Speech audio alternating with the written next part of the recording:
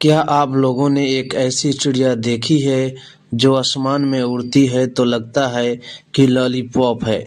दोस्तों, यह चिड़िया छोटी होती है लेकिन इसकी पूंछ लंबी होती है। इसी वजह से यह चिड़िया लॉलीपॉप की तरह दिखाई देती है। यह चिड़िया अक्सर बगीचों में आपको देखने की मिल जाएगी। अक्सर यह चिड़िया कभी-कभी आपके टेबल पर भी आ जाती है। यह एक ऐसी पक्षी है जो नर और मादा दोनों देखने में एक ही समान दिखते हैं। दोस्तों, यह पक्षी काफी शोर मचाते हैं जिनकी आवाज देखो देखो की आती है।